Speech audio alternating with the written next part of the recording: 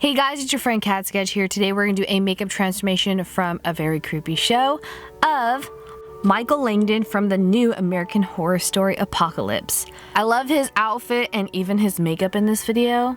Even though he's depicted as the Antichrist, it's a little creepy, very much for mature audiences. The American Horror Story series, but I've been a fan. And so has the person that I'm collaborating with today. This video is in collaboration with Beauty by Josie K here on YouTube, and she did a American Horror Story Apocalypse inspired makeup look as well with the purple wax dripping. So you should definitely go check out her video after you see this one. But let's turn to Michael Langdon since he's such an iconic character and get started with the video. First of all, I'm getting my hair out of the way because I need a wig cap if I'm going to put on a wig later. Then I'm testing out this nose prosthetic. Michael Langdon definitely has more of an angular nose than I do, so I got this little piece that's going to make the bridge of my nose more pronounced, look more manly since I have to turn into a man. So I'm going to get some prosaide and put that on my nose and on the back of this prosthetic as well. This is a foam latex prosthetic from Rob Berman's Laboratories. And once that is on, I'm going to stipple the edges with liquid latex. Make sure that they're seamless and blend nicely into my real skin so it doesn't look like I just pasted something onto my nose. And I'm putting that over the prosthetic as well. Then I'm going to do another layer of stipple with this red sponge of some prosaide so that it will have a tacky surface that the paint that we're going to paint on top of this will stick. Wait for that to completely dry before getting this mauve Mel Pax paint. Pax paint is a mix of adhesive with paint. This is going to give our prosthetic more realistic, like there's blood flow underneath it. And once that's completely dry, we're going to get this Mel Pax paint that's going to perfectly blend in the same color as my foundation.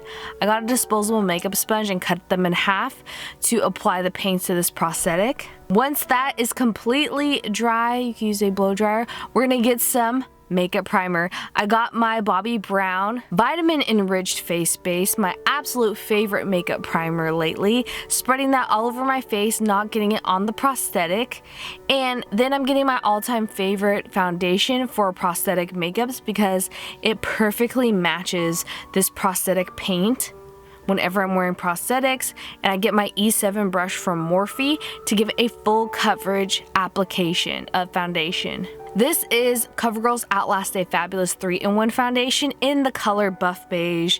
It matches this color of prosthetic perfectly, the paint of it, and I'll put those down below in the description box along with everything else I use in this video. You want to make sure you get your forehead and down your neck in a full coverage layer, like the layers of your crunch wrap from Taco Bell. You want it fully covered on the tortilla. Then I'm getting my favorite full coverage concealer. This is Tarte Shape Tape. In my skin tone, I'm light neutral. Putting that around my eyes and on my nose, blending it with the beauty blender on my nose, but then switching over to a brush around my eyes because I feel like it absorbs less product and I feel like it applies my concealer around my eyes more evenly and doesn't make my sinuses act up and make my eyes water. We don't want that. Once that's on, we're gonna powder it with translucent setting powder, then get my favorite cream base of contour creams. This is the Poise Cosmetics Multitasking Cream. I'll make sure to put the color, name, and everything down below. I love Poise Cosmetics Multitasking Creams for shadows and makeups like this turning into other humans. I'm putting that in the crease of my eyes, as you can see, to make my eyes look more hooded, and blending out with the beauty sponge and my nose contour as well. I'm contouring my nose to look a little bit more button nose. You really want to look at reference pictures of this, of Michael Langdon, to turn into him. Then I am getting the same cream with the very thin brush to do some laugh lines. He has a very pronounced Cupid's bow. It's like just as much, if not more pronounced than mine is. And I'm going to contour the bottom near my chin, my bottom lip. Then I am gonna look really silly and crazy right now and put this concealer on my lips, looking like I haven't moisturized my lips in a couple years. Blending that out with a damp beauty sponge. We don't want any more lips. Putting that contour cream on the top of our lip to make it look like we're about to grow a mustache. And painting that butt chin and sculpting out my chin and contour with the same color cream contour I've been using this whole time, and blending it out with a damp beauty sponge, putting it on my under eyes to give some bags. Then I'm getting this bright orange that almost looks like a suntan, a cross between a suntan and a sunburn. We're like hovering over that line right now with a damp beauty sponge in this cream color. This is also a poised multitasking cream color. We want to make Trump a little bit envious of our skin tone with this orange right now on our forehead, the size of our cheekbones, as you can see. Putting some more bags under our eyes with that cream paint of the contour cream. Then I forgot to film it on camera, but I had to go off camera to look at my face and the little brow hairs to paint on some brows. I used multitasking creams again in a lighter brown color, and I lined my eyes as well. Now it's time to get some cream blush. I got a very, very natural light looking cream blush. I'm not putting it on my cheeks, I put it on my lips for a lip color. Then putting some of that contour cream on the outer corners of it, just to make it look as realistic as possible, because men don't usually like to wear a lot of lipstick, even though I like his eye makeup look. Speaking of eye makeup looks, I got this Sigma eyeshadow palette. That's one of my all-time favorite Holy Grail eyeshadow palettes. Got the red tone from it, and I'm putting that in the epic inner corner, like right above the inner corner highlight where that should be, where the bridge of our nose meets the rest of our skull. We're gonna put this red color in there that Michael Langdon is so well known for. And I'm putting a little bit on the outer corner, just the lower lash line area as well. You could get some MAC Fix Plus or a setting spray to make it really pop. Whatever, like a brick red burgundy, not too burgundy, more of a red tone eyeshadow. That's the color. That's the key to success of turning into Michael Langdon. You don't even need a prosthetic, just that, with some contour. Getting that orange contour, tapping it around our nose and around the rest of our face. Getting some very heavy contour. He has some cheekbones that rise to the heavens, and I don't have cheekbones because my face is like a round ball, and he has structure to his, so we're trying to mimic that with a lot of contour in the temples and the top of our forehead.